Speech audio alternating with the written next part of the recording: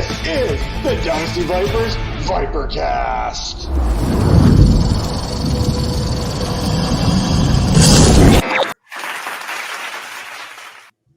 Hello there, and welcome to the Dynasty Vipers Vipercast.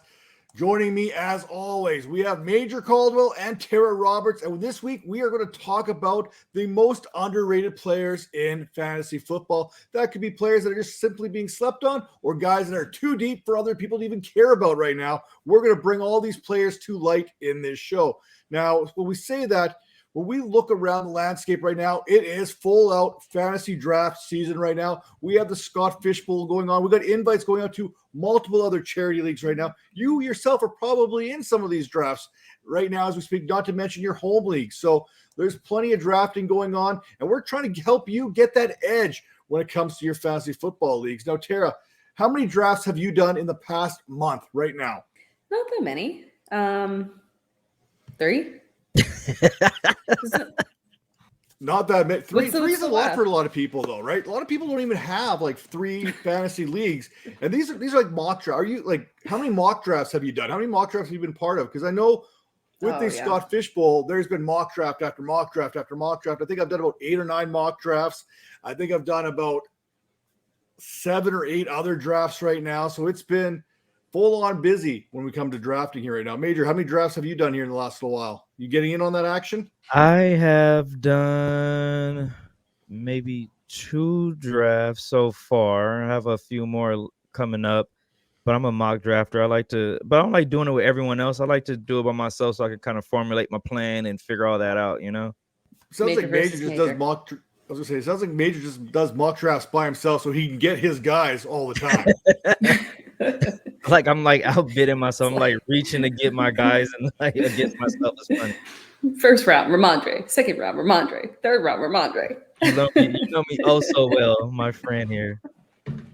Well, we like to say here on the show, we never miss. We're just sometimes a year early, and there's been many players that has happened to in the past there that we may have been a year too early on, but that doesn't make it a bad thing, right? We were out there in front of the rest of the consensus, or ahead of the ADP. And some of these guys right now are a lot lower on the ADP than where they really should be. And right now, maybe some of the consensus isn't quite where they need to be. Now, Major, when you look at your first player on the board here, what's that first player who is incredibly underrated right now for fantasy? I don't hear anyone talking about Damian Harris. Like the dude was a stud running back out there in New England. My guy Ramondre came through and kind of did his thing and kicked him out the paint a little bit. But if he can stay healthy, he can really do some damage. And it seems like Josh Allen is starting to progress a little bit and become more of a quote unquote pocket passer. But he doesn't want to take that many hits anymore. I don't think he's going to take all those goal line touchdowns away from the running backs anymore. And with James Cook still young and you know, he's only about 190, 185 pounds around there. I don't know if he's going to be the back that's taking those goal line snaps. So I think Damian can come in and fill that role. He's a powerful runner, quick. In New England, people kind of underestimate how many long touchdowns he had. He had a numerous amounts of long touchdowns through his career there in New England. So yeah, I'm gonna go with Damian Harris for my first bag. I mean, look at it. His ADP right now is 112. He's going off the board as the RB 41 right now. And the Buffalo Bills, their offense became kind of predictable down in the red zone. They either had to throw it or Josh Allen was going to run it. That was basically their only 2 options down in that area. Now, I know Tara is smiling deep inside when you mentioned Damian Harris's name. I did it just for her. It seems kind of weird to us because suddenly you like Damian Harris now that he's no longer part of the Ramondre Stevenson equation. Exactly. Like that's what happens. You move off my people and you become my guy again. I liked Damian coming out. The injuries kind of slowed me down a little bit on him. And then Ramondre came through and slowed me down again. And he was taking a lot of the good snaps away from Ramondre. And again, he was scoring these long touchdowns. And, you know, Belichick would keep him in the game a little bit longer than he should have.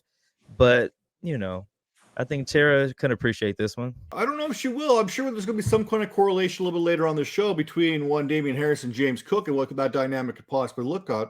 But one other player that we got to look at is at the quarterback position. Now, there's all kinds of quarterbacks that are underrated? I mean, we really, in fantasy football, we like to talk about the big five, maybe the big six, depending on how you want to look at it. We know there's Patrick Mahomes, Jalen Hurts, Joe Burrow, Justin Fields is starting to come into that conversation because of that economic quotability. Lamar Jackson, I think I said Patrick Mahomes. I'm kind of losing my focus here where I'm at. But there's maybe another quarterback that we need to be talking about in that same breath as those big five, big six quarterbacks right now. And who would that be? It's Trevor Lawrence. I have a bone to pick because I've been hearing some rumblings, some rumors. I'm not calling anyone out specifically, but I have been hearing some stuff that some people are fading Trevor Lawrence, which I find a little bit crazy. They're thinking that, they're looking at his performance, the overall performance from last year, and they're saying, I can get that type of production out of guys later. I can get it out of Geno. I can get it out of Kirk Cousins, And while, technically speaking, that is true if you're looking at the overall year as a whole, you can't really take the entire year and sum that up and say that's the trajectory that we're going to have for 2023. Because you have to remember, when you're looking at 2022, that was a season where they were really recovering from the Urban Meyer trauma that they faced the previous year. Players were literally kicked while they were down. So it took them some time to kind of get acclimated into Doug Peterson's system. So there were some ups and downs. There were some shaky performances. Things were a little bit awry. But once they really started clicking mid-season, you can look at Trevor Lawrence's numbers. And, that actually does include a game where the Jags didn't really have any meaningful need to actually play in the game, and they didn't play half of it. But weeks 10 through 18, Trevor Lawrence averaged 21 fantasy points per game. He is a top 5 upside quarterback. He was QB6 over that time period. So when you look at him and once he actually got comfortable in that system, I feel very confident in the fact that he's going to be able to repeat that kind of back half of the season production, especially when you look at the fact that this is not kind of a shaky situation that they're coming into. They're already familiar with this offense. This will be year 2 under Doug Peterson. They're returning all of their weapons, literally all of them. Christian Kirk, Zay Jones is going to be there, Evan Ingram, Travis Etienne, and they have added in Calvin Ridley, who I don't know if you guys have been looking at the video, man, but he looks sharp, okay? I know that video, mini camp and all of that stuff and film, everybody looks good on it. Yeah, we all get positives. If you get bad news about a player, that's massive red flags because they're all supposed to look good out there in shorts. But I really feel confident that Calvin Ridley is going to come back in here. And even if he's not at the level that he was when we last saw him in Atlanta, he is going to be an extremely strong weapon within this Jags offense that is going to be pass heavy. It was top 10 offense last year, even with all the ups and downs. So when you look at that, you just have to feel super confident in everything that is going on around Trevor Lawrence. He'll be able to repeat and continue to thrive in this offense. He truly has top 5 upside. He has the addition of his legs that get him some work on the ground as well. So when I look at Trevor Lawrence, I don't feel like there's any reason to fade him. The ADP is super appropriate. You're getting a good value for where you're drafting him, and he's got true upside. So it's Trevor Lawrence. He's underrated. People need to get on board with this because the value is fantastic. People forget this Jaguars team in year 1 with Doug Peterson was the 9th highest scoring offense in the league, averaging 23.9 points per contest. And you said they added Calvin Ridley to that. Now, the one loss on this Jaguars team is they did lose Jawan Taylor there, their left tackle. Cam Robinson is suspended because he's taking some medication he's not supposed to be taking.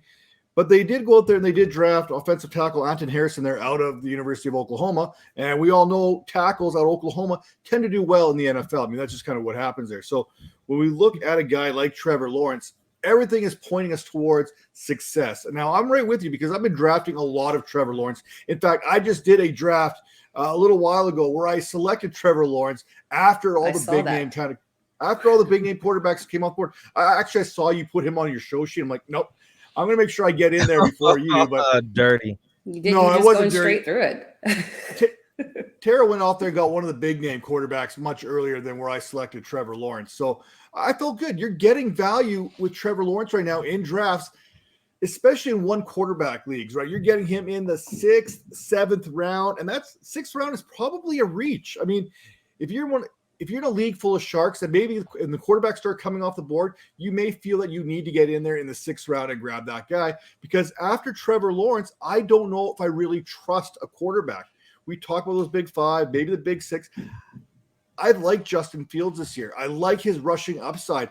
I just don't know if I could put him ahead of Trevor Lawrence when it comes to fantasy production. I know Fields is going to give me that production, but it's going to be hit or miss from week to week. And I'm not sure what that offense in Chicago looks like. I know exactly what I'm going to get in Jacksonville. I'm going to get probably 3 touchdowns a week. Whether that's coming on the ground, I don't know. But Travis Etienne, I wish they would employ him here to catch some passes, because then this would really bring up Trevor Lawrence's value moving forward. Now, for me, when I look at someone who's undervalued, and this is another one of those guys, I've done those 5 drafts this year, and I've got him in every single draft. I cannot quit him. I can't. It doesn't matter what draft I'm in. I cannot seem to leave a draft without David Montgomery. Currently, his ADP has about pick number 75. He's coming off the board as RB 28. Even Javonte Williams is being drafted ahead of Montgomery, and I'm not even sure that Williams is going to be ready to play before week 5 or week 6. And yes, we've seen him on the field. And yes, Sean Payton has said he's going to be week 1. But guess what? I think Sean Payton is a liar. I look at Major, you know knee injuries as well as anybody. Terry, you've suffered some knee injuries going back to your B-ball days too. When you tear multiple ligaments, it's not the same. It's not the same as just the ACL being gone, which Williams did have. But Williams had multiple ligaments affected by this. I'm thinking here like a J.K. Dobbins type situation. And for me, I can't get behind Javonte Williams, especially being selected ahead of David Montgomery. Second, Dalvin Cook. He doesn't even have a team right now. We don't even know where Dalvin Cook is going to end up. And yet his ADP is at 38, RB 16. Where's Dalvin? He can end up in a worse situation than he was. How many situations are going to be better for Dalvin Cook than what the Minnesota Vikings were? Maybe Miami? Yes. Anywhere else, I don't know if it makes sense. And here's the thing. Dalvin Cook's out there telling people he wants his $10 million per year. There's only 14 teams in the league that have at least $10 million in cap. And guess what? A lot of them already have good running backs. So, I mean, I don't see where Dalvin Cook's going to go. And I'm looking at this, and he's getting drafted ahead of Montgomery. Montgomery has been the RB19 in fantasy over the last 3 seasons. He's coming from Chicago to Detroit, where the offensive line is an actual upgrade. An offensive line that kept Jamal Williams and even DeAndre Swift clean, averaging 1.81 yards before contact. Now, I must be higher than everybody else because, like I said, I've been getting him in the 6th and 7th round in every single draft. Hey, I'm okay being higher on a guy than everybody else. I think that Jahmyr Gibbs and David Montgomery can coexist in this offense. I think they can both play vital roles on this team because I think Jahmyr Gibbs is going to be that pass catcher. And I think we're going to see Montgomery and Gibbs on the field at the same time. And that is going to be valuable for this Detroit Lions team. That was the 5th highest scoring team in the league. If you can get players on high scoring teams, that's usually a pretty good indication for your fantasy football squad. And getting him at RB 28, there's 27 running backs going ahead of David Montgomery. 27. There's not 27 running backs better than David Montgomery. I'm going to put it out there right now. Look around the league. There's some good ones, but there's not 27 better. Stop it. Stop it. Stop it. Do you want to count them, Major? We can count them. I don't know, like the whole countdown, but yeah. I think I've come down on my David Montgomery stance here the last few weeks. I had him a much, much higher than I have him right now. And I've still got him inside the top 15. I don't disagree with you because I've been a I disagree with you, but I've been a David Montgomery supporter for years now, just because he's such a well-rounded back. But the problem is that while he might start off the season with stronger numbers, I really do think at some point Jahmyr Gibbs will teeter over and tilt over. I think that, those issues that we saw with DeAndre Swift previously, I don't think those are going to happen with Gibbs. If they come in there with the confidence in Gibbs and they give him the workload and he earns that trust from Dan Campbell, we know the level of production that role that Gibbs will be in can, the output that it can give. And unfortunately, if it gets that output that DeAndre Swift had when he actually had it, that leaves David Montgomery with so little. So I don't know. Just as the season goes on, I don't know if he's going to have the upside that we want him to. So that's my concern with David Montgomery. Yeah. And I I like get it. Gibbs. I think people are discounting his 3-down back potential. I think he has a lot of the same attributes as Alvin Kamara, and I think he's gonna have a similar type of role in the NFL. So, I don't know. I think like Tara said at the beginning of the season, I think you're gonna get some Montgomery in there doing his thing, but eventually, I think Gibbs will kind of solidify himself as the best running back in that backfield. I mean, Gibbs is definitely the most talented running back with Yeah. his pass catching ability, which also, like I said, it puts him, especially with Jameson Williams being suspended the first 6 games. It's nice to have that extra pass catcher, then they can line out wide or in the slot and create those mismatches. But when I look at, you're losing Jamal Williams, you're losing DeAndre Swift. Gibbs is everything that the Lions thought they had in DeAndre Swift, except he's their guy. The current brass selected Jahmyr Gibbs, but the current brass, including Dan Campbell, also paid David Montgomery to be there.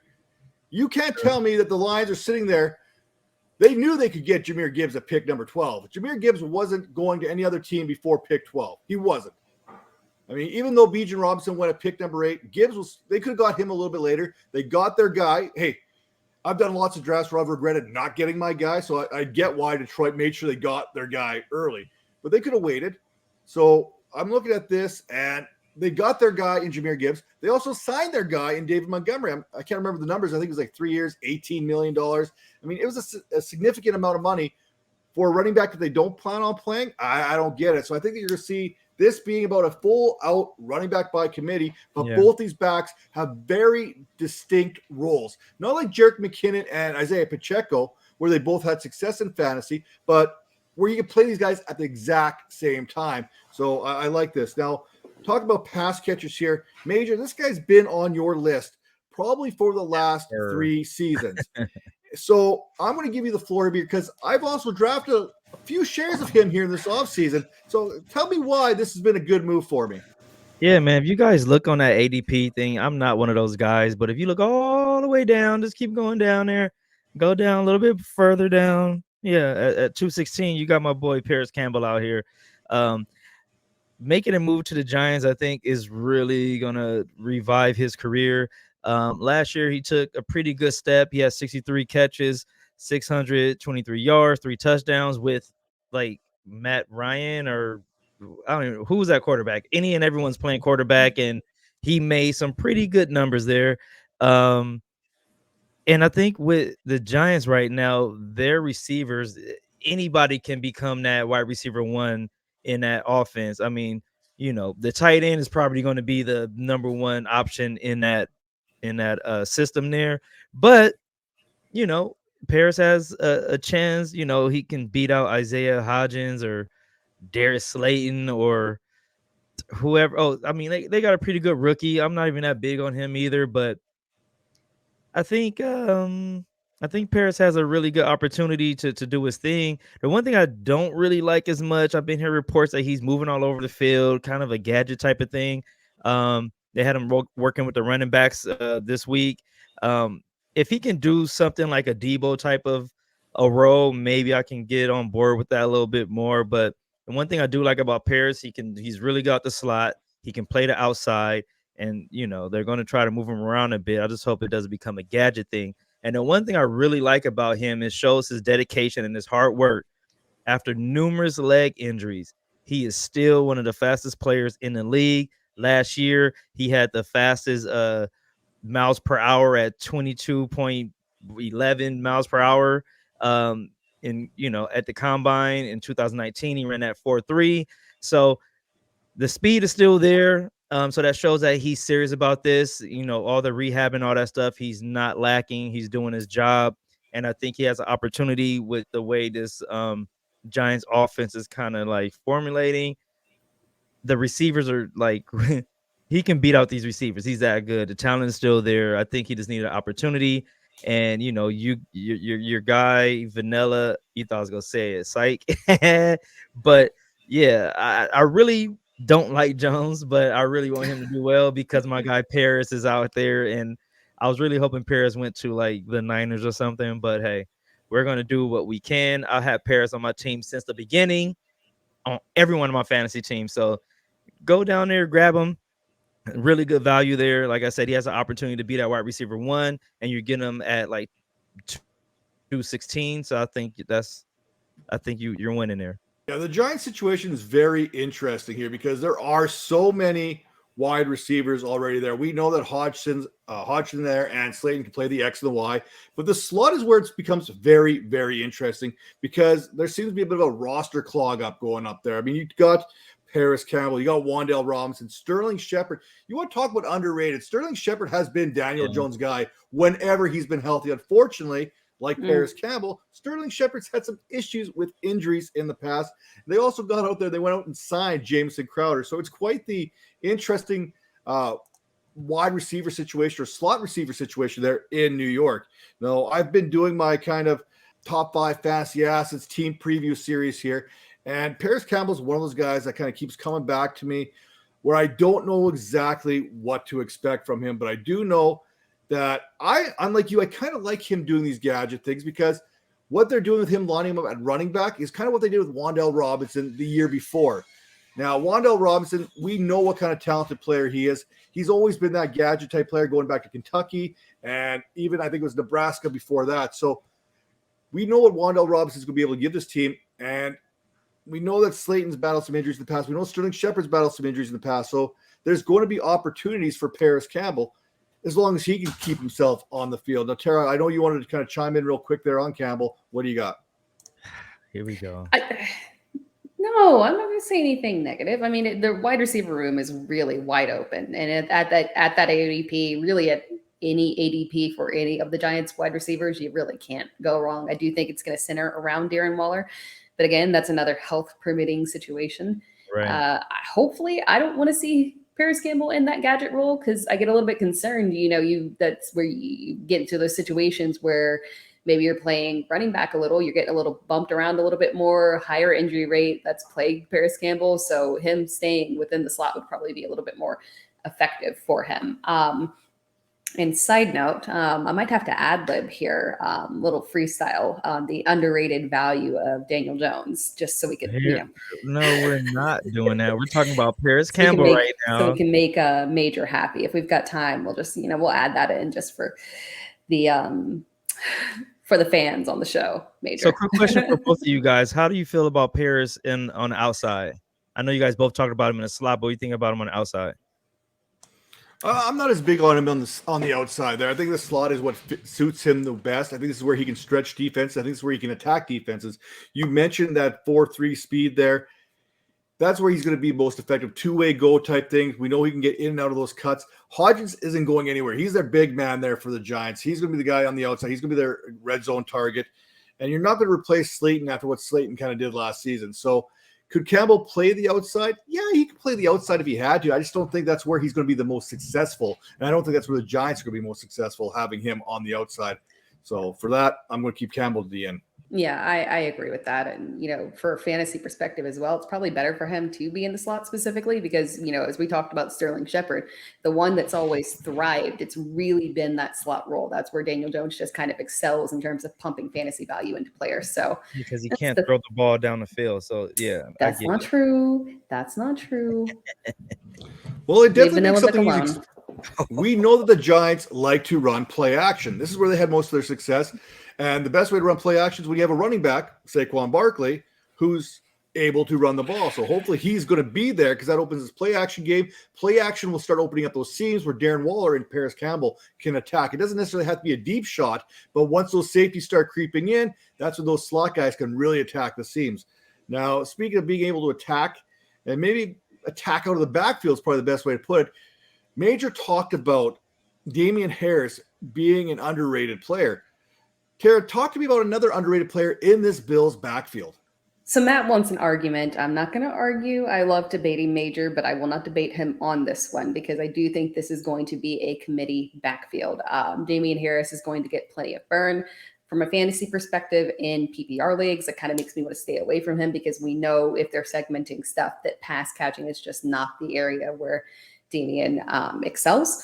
So that's the only thing that kind of puts me off of him if we're playing in PPR leagues, which you guys know that's all I do. So when we're looking at that backfield and the fact that we know it's going to be a committee and we know that Josh Allen is going to be involved, even if they don't want him to run, he can't help himself. It's his choice. He's still going to get out there and try to make those goal line carries as well.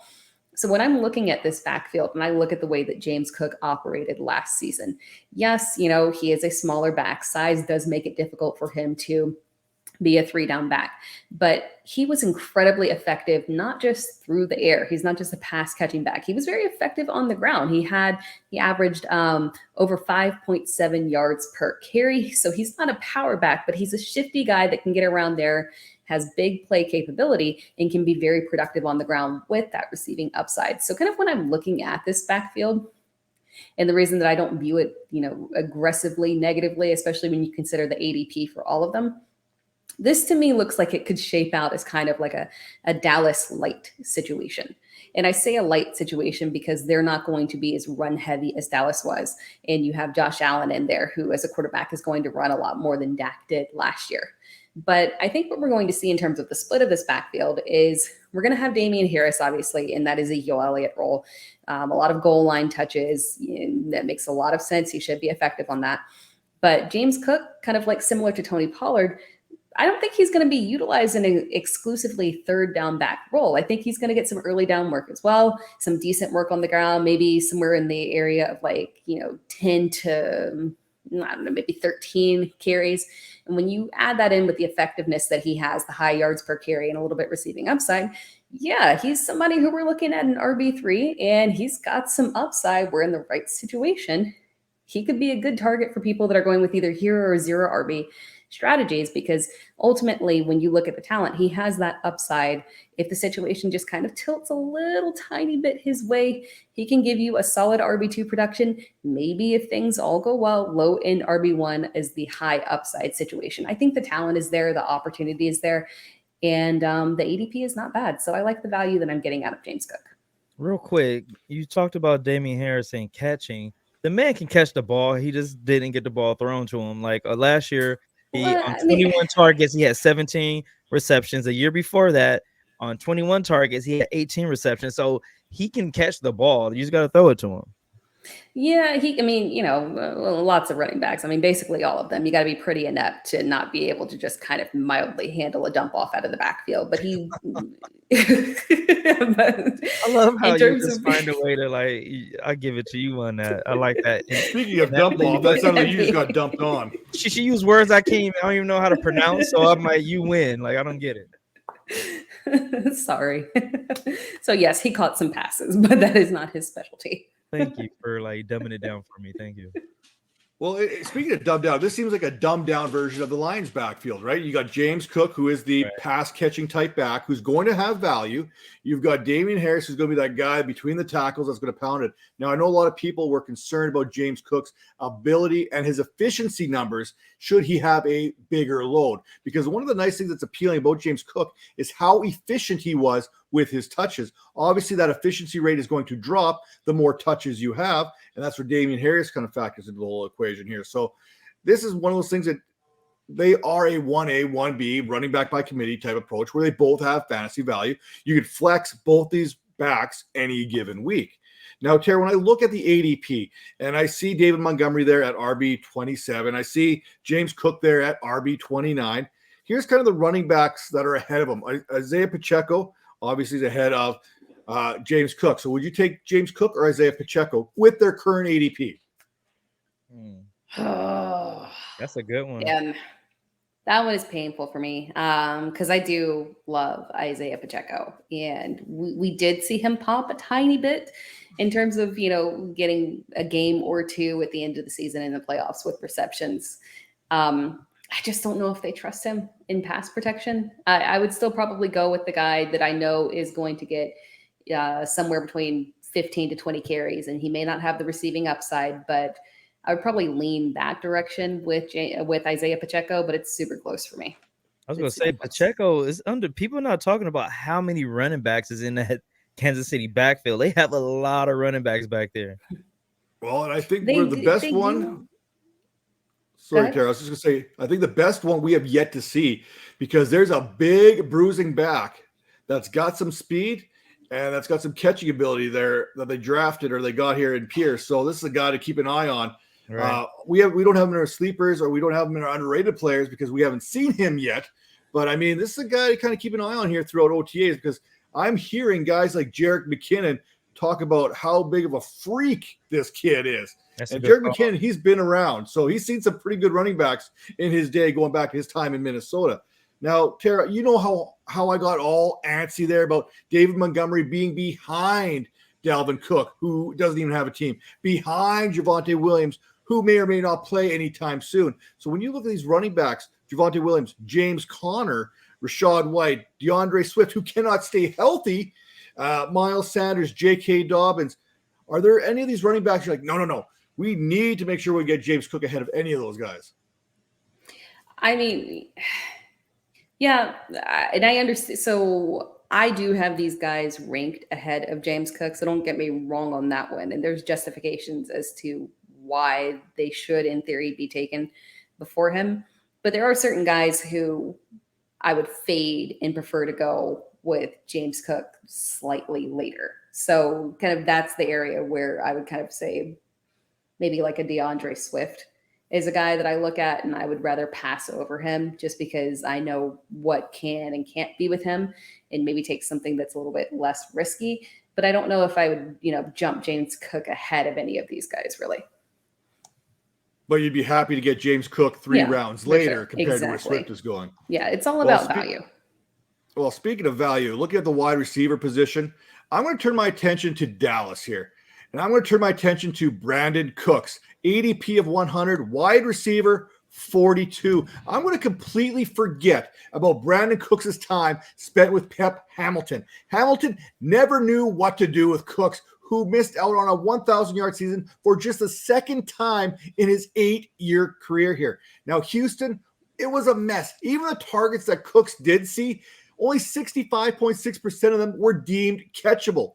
Cooks heads to Dallas, and there happens to be 163 vacated targets there, thanks to the departures of Noah Brown and Dalton Schultz. Now, teams, they have to respect Cooks. They have to respect CeeDee Lamb. And that extra attention that CeeDee Lamb is going to get is going to open things up for the speedster. Dallas's offense is much better when they have a player that can stretch the field. We've seen them struggle at times last year because they didn't have a healthy Michael Gallup, who was their field stretcher. Well, Brandon Cooks, he has plenty of speed, and he's been doing this long enough that even if his speed kind of slows down from maybe 3-4 years ago, he still has that ability to get open and create that separation. And then you take the fact that maybe Dallas is going to run the ball a little bit more, which means you're going to have bigger opportunities to take bigger shots than what maybe Prescott is used to. I think Prescott had about 37 pass attempts per game back in 2021. You look at this Dallas Cowboys offense, and it is loaded and explosive. CeeDee Lamb, Brandon Cooks, Tony Pollard there, Michael Gallup. This is going to be potentially one of the best offenses in the league in 2023. And when I look for value, I'm looking for a wide receiver 4 that could be a wide receiver 2. And Brandon Cooks, he did this back in 2021. So this is nothing new. And we're discrediting him again because of one bad season. I'm back in on Brandon Cooks here in 2023 in one of the most explosive offenses in the league. I don't know if he's going to be better than CeeDee Lamb. I don't know if he's going to have 90 receptions like he's had in the past, but I think he's going to be one of those guys who is going to be, when it's all said and done, in that 20 to 23 range as far as wide receivers for fantasy are concerned. And we're not even thinking about that right now. We're definitely putting all these other wide receivers ahead. We talk about wide receivers right now, and I look at this list of receivers being selected, and I'm like, okay, I can see an argument, but I look at the opportunity and I look at the body of work that Cooks has put out the last few seasons. This is a guy, like I said, who's had 1,000-yard seasons with multiple quarterbacks. And Dak Prescott, by Cooks' own admission, is probably one of the better quarterbacks that he's played with. And that's saying something considering he's been with guys like Drew Brees in the past. So Tom Brady there in New England. So this is Dak can sling the ball. We know he can push the ball down the field, and we know Brandon Cooks can go down there and get it. So right now, as wide receiver 42, going as a wide receiver 4, I mean, That's got to change right now. If you're getting him as your wide receiver 4 or even your wide receiver 5, that's an absolute steal right now, as far as I'm concerned. But we know you love Brandon Cooks, though. We know this already, and I think you should know. I think you did a great job, but the one thing you messed up on, you should know he's not going to be better than CeeDee Lamb. You know that, right? Oh, I didn't say he was going to be better than CeeDee But Lamb. you I say said we I can't don't expect know him. if he is. That's a definite. Like you should know that. Oh, he's not. Well, hey, fantasy football does some weird things out there. You can Not never that take weird. nothing for granted. Not that Talent-wise, he's not there. weird. Talent-wise, he's not there. But guess what? He's got more 1,000-yard seasons under his belt. Because he's been Right? in the league for 100 years already. Yeah. That's true. Yes, That's true. I'm not saying It's factual information from Major. he's averaging 75% of his seasons. He's getting a 1,000-yard season. That's Right. how good Brandon Cooks has been. No, he's super And- good. Yeah. But CD is another type of person, though. But yeah, I get you. I get what you're saying. I just wanted to clear it up. I think this is one of those situations where CeeDee Lamb is going to appreciate Brandon Cooks taking the top off of defenses because that's going to open things up for him. And I think if teams do what they're supposed to do and give CeeDee Lamb all that extra attention underneath, then you're going to have problems with Brandon Cooks going a little bit deeper. Now, enough of this talk about Brandon Cooks because we could literally dedicate an entire show Can we? to him as part of one of my guys type thing. There's a few my guys that I have every year, but Brandon Cooks, I think he's ready for another bounce back. He got maybe too much credit in past seasons based on the hype train, but the hype is gone. And that means value is there. Now, speaking of value, let's turn our attention to the Cleveland Browns backfield because there's a running back that has the ability to do it all. Run the ball, catch the ball. His opportunity may not be there right away as far as volume's considered because of a man named Nick Chubb, but you're pretty high on it. One, Jerome Ford out of the University of Cincinnati. Absolutely. And I've been high on him since last year, but you know, Tara says I'm early and all that stuff. So I kind of like put him in my back pocket for this whole time. I waited a whole season to talk about him. And as soon as the Browns didn't bring back Hunt and Dearness Johnson, I was like, here's my time to scream my guy, Jerome.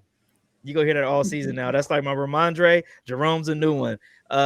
Jerome is going to ball this season. I don't care even if Chubb is still out there. I think the Browns are getting a little wiser and understanding that they can't run Chubb into the ground like they've been doing his whole career. So I think he's going to, you know, take a break every now and then. And, you know, he's getting up there in age and a lot of mileage. So don't want to put this on nobody, but, you know, injuries start to creep in around this time for backs of his age and mileage. So people forget how good Jerome really was coming out of college because he got drafted so late.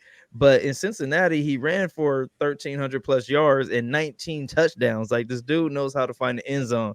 And people also forget he was an Alabama running back before he transferred to Cincinnati. And we all know how Alabama running backs do in the NFL. I see Tara scratching her head because of her Clemson crap she talks all the time. But I'm all in on Jerome Ford. You're getting the RB2 on that team that's going to be an explosive team. You're not going to be able to like load the box anymore on the Browns because they have so much talent at receiver now, and they have a quarterback who can throw the ball all over the field. So I think Jerome is going to find a nice role this year, and you know, hopefully next year he may even end up being the man there. So get him now while you can if you're in dynasty leagues. But yeah, PPR, Tara, you might like it. He can catch the ball, he can run the ball, he can do pretty much whatever you want to do with the ball. The guy is a all-around back, nice size, speed, everything you want in a running back. I just think he needs opportunity, but like Matt said at the beginning, Chubb, he's a ball hog, and you know they run him into the ground. But like I said, hopefully they've learned their lesson and they're going to like spread the ball around a little bit. I think they lost a little faith in Kareem Hunt a little bit last year. That's why they ran Chubb so much. So we'll see what happened. And that backfield is pretty much only Chubb and him. Even though I do like Dominique Felton a lot, I think he's you know, they moved him around a little bit at receiver and stuff like that. So I don't know if he's, you know, focused at the running back position, even though I've heard rumors and read that he's focused at the running back position this year. Also like Josh Kelly. But I just think that Jerome Ford is a different level type of running back. Yeah, it wasn't just Kareem Hunt that decided to let go. They also let Dearness Johnson walk. And Dearness Johnson had a pretty good run for the Browns a couple seasons ago there when Chubb went down. I don't know what Demetric Felton is. Like, I don't know if he's a running back or a slot. They brought him in as a slot, but I think with Elijah Moore coming there, they're trying to convert him back to a running back. Josh Kelly, I know what he is, and he's not for me. So, Major, sometimes it's okay to be premature, and you're right there when it comes to Jerome Ford. It's better to be early than to be late, right? If you're there early, it's better than to be late. Now, another running your back, buddy over here, over that one, that girl. She gave me so much crap for being early on Ramondre. So, like, it's okay to be early in Dynasty. You're just doing a little too much in redraft. Yeah. But see, it's okay. But you were pounding your chest. You were like pounding your chest. Good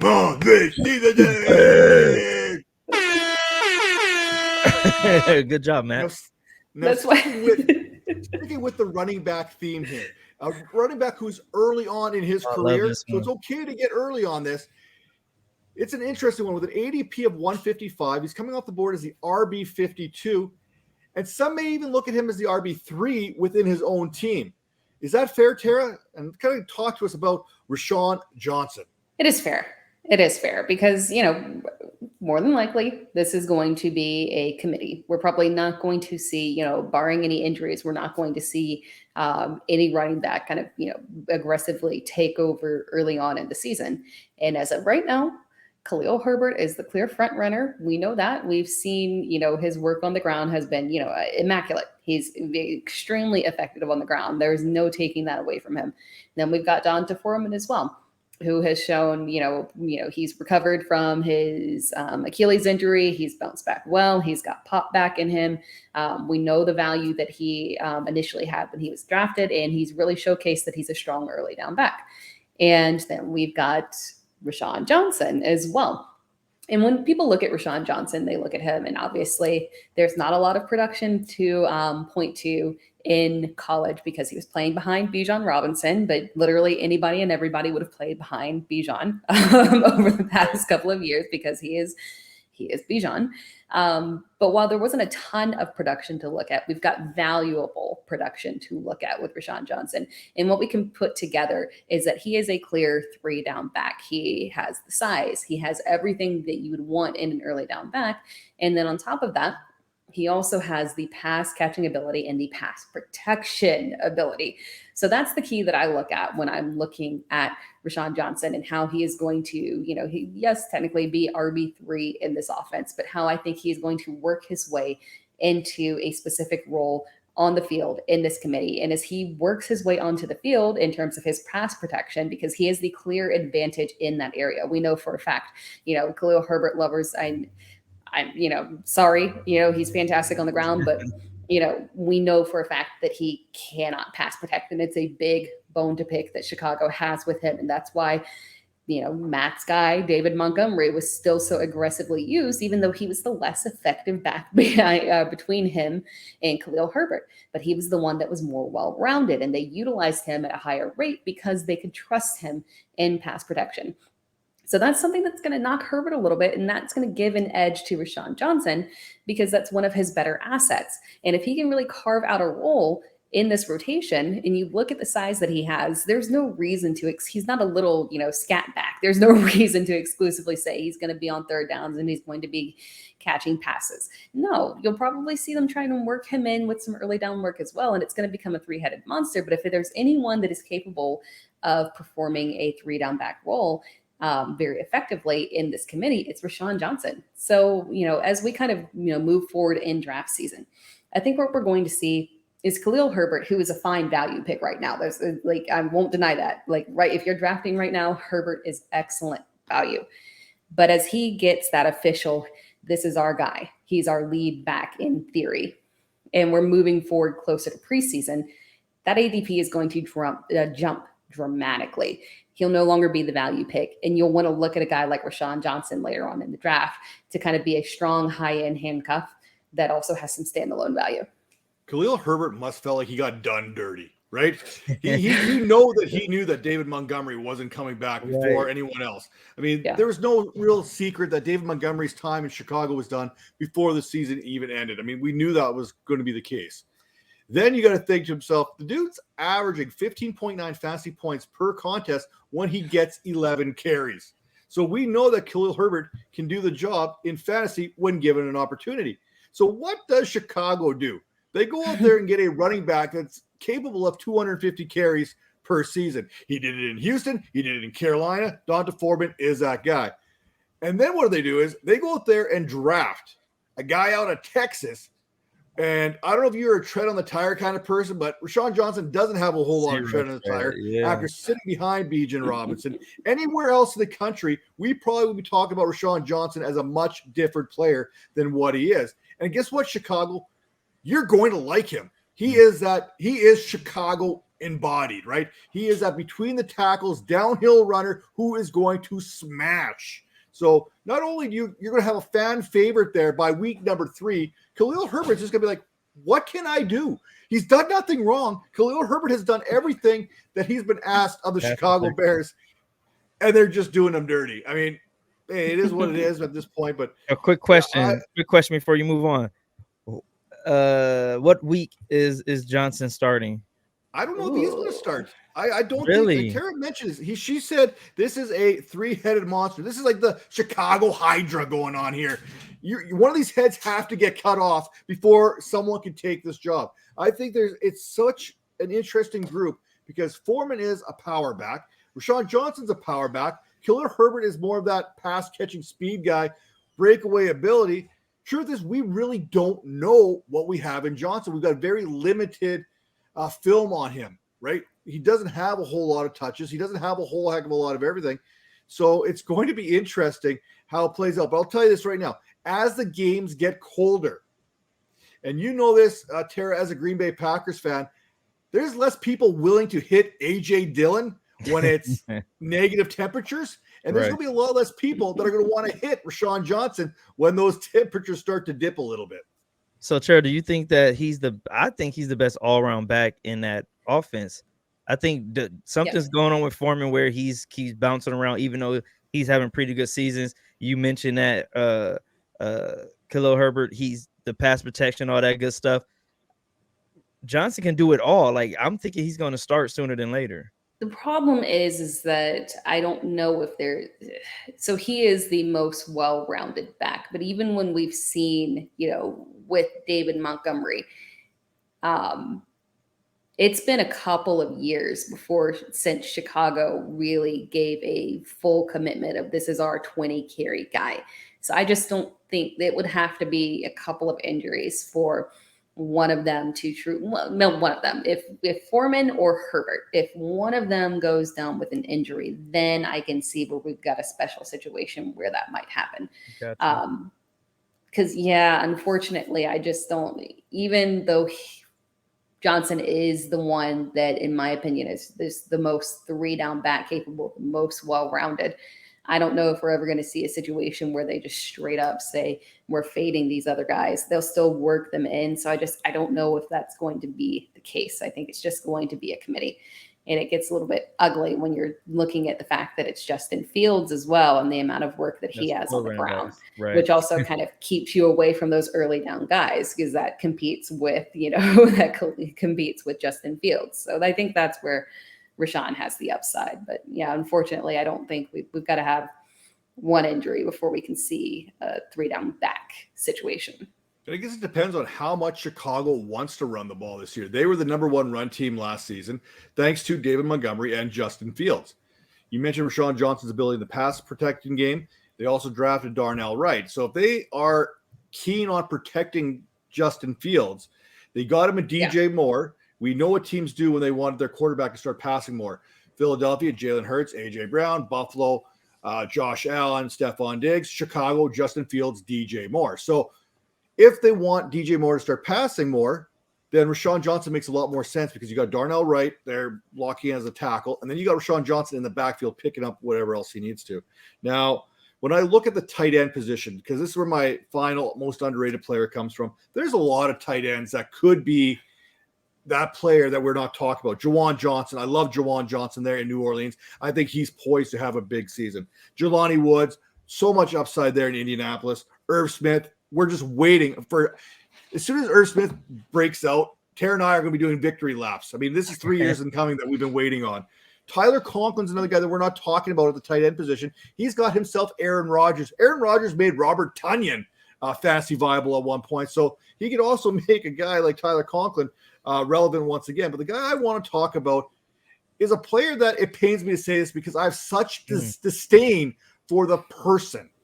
But Tyler Higbee is one of the most underrated values in fantasy football, especially taking into account of this wasteland that is a tight end position. It's Cooper Kupp and it's Tyler Higbee. That is it in this Rams offense as far as passing is concerned. Matthew Stafford is healthy. That elbow's had a full season. They probably shut him down early last season to get a little extra health under his belt.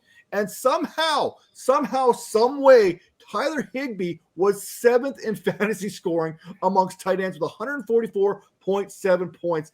Seeing passes from Matthew Stafford, Baker Mayfield, John Wolford there, Bryce Perkins last season. So if you can put up wide receiver 7 numbers with that cast of quarterbacks, then having Matthew Stafford for a full season, we could see Higbee probably not get the 108 targets that he saw last season, but probably closer to that 85 to 90 range, 650 yards, and about 6 or 7 touchdowns, which should put him again into tight end 10, tight end. Who knows the tight end position, really, right?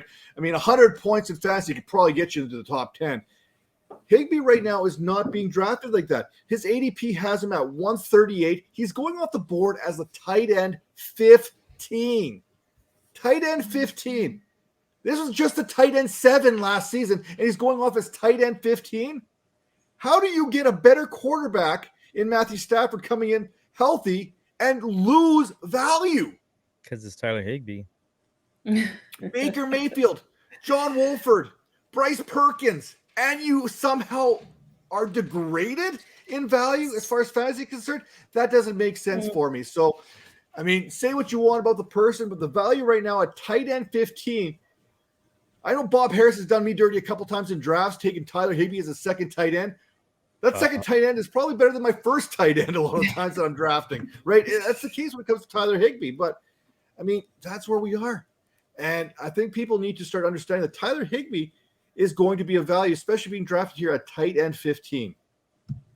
Tara. So I feel like the problem is that people are far too afraid of the Rams offense, and they think that they see what happened last year, and they think that it's going to be an exact repeat of that, and it makes them wary of literally every. I mean, even Cooper Kupp is in theory, like a healthy Cooper Kupp is the wide receiver 1. So I mean, no question. Even Cooper Kupp is starting to look like an underrated player right now. I've seen him as a wide receiver 5. Yeah, exactly. So I mean, you don't even have to before it's like, oh, you can't even get Kupp unless you've got like the first 3 pick. Now it's just like you can have pick 6, 7, and you can get Cooper Kupp because people are literally that afraid of this Rams offense. And really, I don't think people should be that afraid of it. I'm not with you on Higbee, but I'm with you on the theory of Higbee that he is far better value than where he's being drafted. We just talked about Cooper Kupp as well. I would even, I should have included Puka Nacua as one of the guys who, is a late round deep value pick as well. Cam Akers is somebody, there's a lot of things that went wrong with this team last year in terms of injuries. And if you take away the injuries and you fix the offensive line just a little bit, this team, it's not going to be the Super Bowl team, but it looks a whole lot better than it did before. It's not going to be a highly competitive team, but it's got the talent to produce. And so I'm with you there that there's the pieces in the Rams offense are falling a little bit further down than they should be theoretically. Yeah, I've the theory part. I've had that same theory on Higbee for the past few seasons, and it burned me every single time. So I'm all the way out on. I don't care if he's like the best value ever. I'm just going to steer clear. And yet, every one of those years, he's been one of the top tight ends at the position. I mean, it makes very little sense here When you I need mean, him, he does not show up. yeah, we can say the same thing about Justin Jefferson there in their fantasy playoffs too, can't That we? is ridiculous. But yeah, Now, just a quick little thing. We've talked with some of the guys, but here's a handful more here at the quarterback position of players who are currently being underrated. Kirk Cousins, Jordan Love. We mentioned Daniel Jones there. Jared Goff again. The dude was just one of the top quarterbacks last season, leading one of the best offenses, and then we got him going as QB 14 right now. Kenny Pickett's starting to be a little bit of an undervalue too, because I think this Pittsburgh Steelers offense could be better. I'm not taking him as my QB1, but as a QB2, I'm willing to take that shot. You want to go a little bit deeper? Clayton Tooney. Nope. My big time sleeper here is Clayton Tooney of the Arizona Cardinals, because I don't know if Kyler Murray's even going to play this season. Colt McCoy's probably not the answer, so that's a guy you can take a shot on. At the running back position, Miles Sanders still criminally underrated. Aaron Jones criminally underrated. He's like a running back one that you're getting in the 4th round of drafts, maybe in the 5th round of drafts, depending on who you're drafting with. You mentioned J.K. Dobbins is another one of those guys who could have a breakout season here. He's holding in right now, doing the old Lamar Jackson. Not a holdout, it's a hold in. Rashad White, one of my guys again this season, another guy I love. If you want to go deeper, Chuba Hubbard has some sneaky value there in Carolina, knowing exactly how much Carolina ran the ball last season. He could have a big-time effect to it. If you're not into Najee Harris like I am, Jalen Warren, he played pretty good down the stretch there. So there's some guys at the running back position, and that wide receiver, Chris Godwin. I get why he's being underrated right now. I know why people have him at wide receiver 30. It's all Baker Mayfield, but hey, Chris Godwin could be valued. Deontay Johnson, he didn't score a touchdown last season. That's not going to happen again this season, is it? You also got Courtland Sutton, and of course, how is Keenan Allen always underrated? He is that wide receiver one that you're paying wide receiver 2 prices on in fantasy every single year. I get it. He was hurt, but in the final 6 games of the season, he had a top 12 fantasy finish in 4 of those games. Drake London is starting to be an underrated player here. And then, of course, we got guys like Raheed Shaheed, Tim Patrick, that we need to put a little bit of respect on their name. And Tara mentioned a deep sleeper there in Puku Naku. They're in L.A. Jaden Reed, Sky Moore's another guy. Hunter Renfro, John Michi, guys that I think have bigger values here as the scene goes on. Don't call him Michi because people will correct you on that. I'm just going to say that. People who have the names and how I pronounce them. You know how many – I mean, I could be sitting here getting corrected constantly, and we talked already about the tight end position. Both of you guys. But it's fun. It gives character to the players. It gives different character. I never pronounce the name wrong. It's my Canadian accent that kind of gets lost in the equation when it's all said. And I use it that they get you. Huh? You're lucky it's not Chuba Hubbard, eh? Or something. By the way, Chuba Hubbard, Canadian. Just throwing it out there. That's why you picked him out. I like that. I you left out Ty Chandler. Like Ty Chandler is somebody to keep an eye on too. That he's going to be good. Well, we had another thing. We're going to have some time here, some deep sleepers. And Ty Chandler, again, is one of those guys that I absolutely love. Delvin Cook's gone. Madison, I'm not sold on Madison. I'm really not. And what Tyler Chandler is able to do in the passing game, we talk about Minnesota and how they've converted to a higher pass rate in the last couple seasons. I think 2021 was a 57% pass rate. 2022, that moved up to 62%. Cutting Dalvin Cook means that pass rate's probably going to go up. Tara, you were talking about Jaden Reed here at the wide receiver position, right? He's a guy that could step up. You know I love him. I mean, contested catches. He wins against man and zone. It doesn't matter. Jaden Reed just flat out wins. And then again, Hunter Renfro. Derwin James basically said, this dude is different. He basically listed him right after Tyreek Hill in an interview just to talk about how good of a route runner Hunter Henry is when it comes to breaking ankles. Ain't that right, Major? But hey, he loves him. I don't know why the Raiders want to get rid of him so bad. Because he sucks. The West, and they've already got their Wes Welker and their Julian Edelman all in one package here in Hunter Renfro. And yet they want to try and move on from him. I don't get it. But what I do get is that we are out of time this week on the Vipercast. So make sure you're tuning in next week. We got a great Behind the Grind coming up for you on Monday with Amel Cadillac, Hall of Famer when it comes to fantasy football. You're not going to want to miss that. And you want to make sure to catch Tara just about everywhere that fantasy football is, from Roto 4 for 4 to Fantasy Alarm to Football Diehards. You can catch her everywhere. And Major, I know you got some big things coming on. I'm not Maybe not ready to share yet, but I can't wait to let That being said, make sure you hit the like button on this video. Make sure you're subscribed to the Vipers Network. We have dropped at the time of this recording 115 videos on the YouTube channel.